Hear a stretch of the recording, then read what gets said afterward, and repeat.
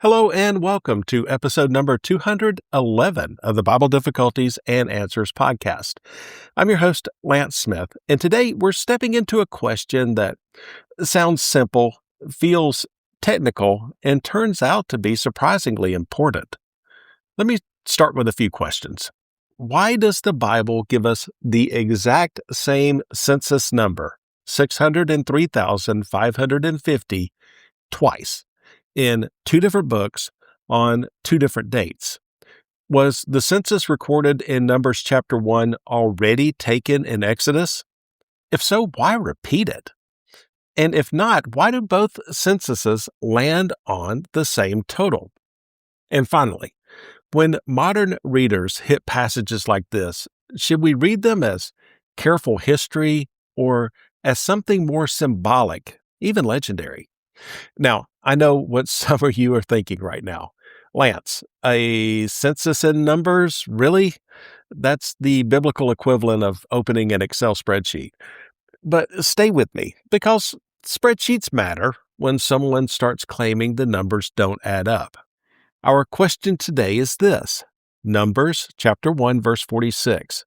Was this census made here or earlier? Here's the difficulty as it's often presented. Exodus tells us that the tabernacle was erected on the first day of the first month of Israel's second year after leaving Egypt.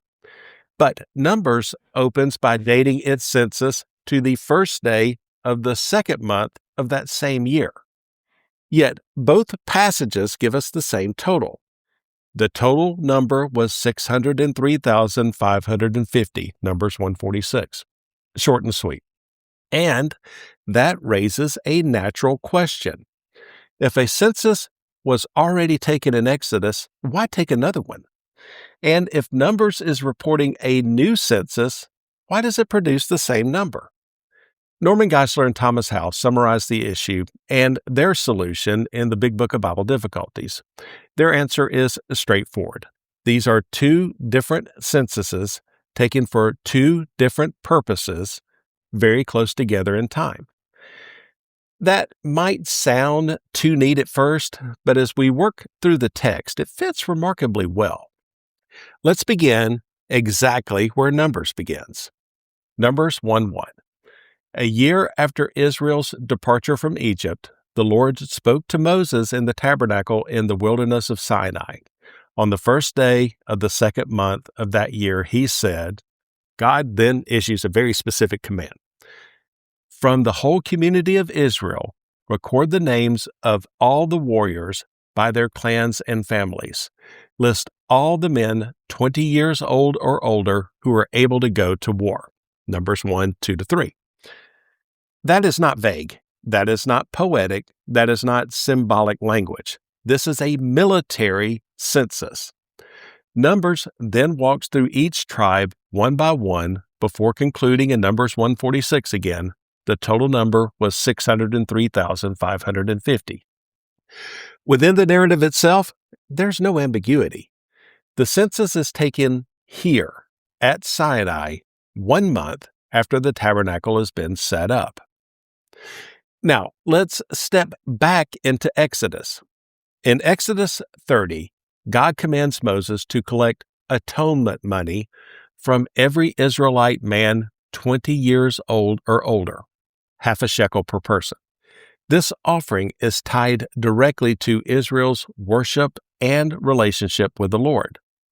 That command is later carried out and recorded in Exodus 38 with this, verses 25-26. The whole community of Israel gave 7,545 pounds of silver as measured by the weight of the sanctuary shekel. This silver came from the tax collected from each man registered in the census. The tax was 1 bekah, half a shekel, based on the sanctuary shekel.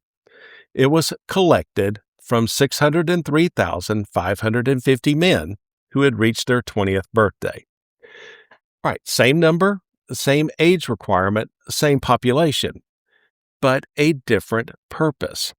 This census isn't about war, it's about atonement and tabernacle construction. So here's the simplest way to picture this. Imagine Moses standing at the entrance of the camp with two clipboards. One clipboard is labeled Tabernacle Contributions. The other clipboard is labeled Men Able to Go to War. Same people walk by, same age requirement, same camp. But two very different questions are being asked. Same head count doesn't mean the same event. It means the same population. This is exactly what Geisler and Howe argue. The census in Exodus is tied to worship and construction. The census in Numbers is tied to organization, movement, and military readiness. So why do the numbers match? The timing explains everything. The tabernacle is erected on the first day of the first month of the second year, Exodus 40:17.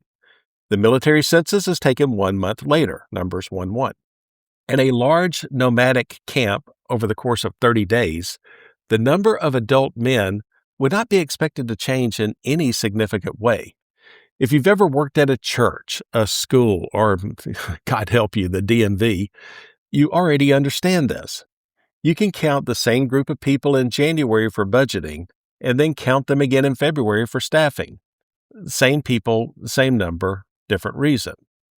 Now, at this point, we need to address a common critical objection.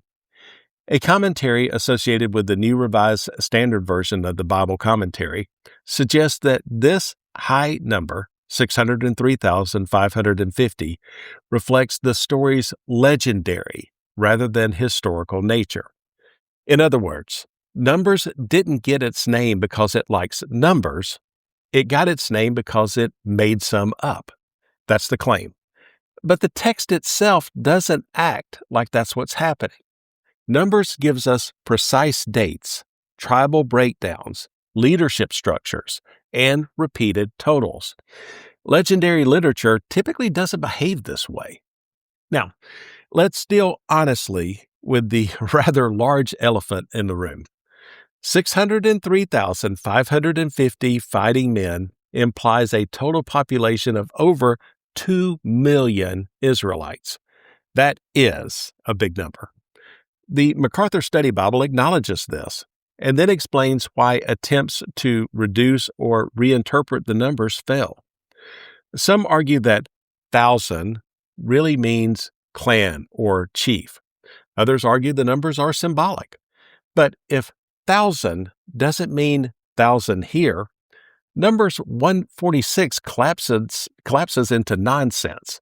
Hundreds of chiefs somehow representing an entire nation.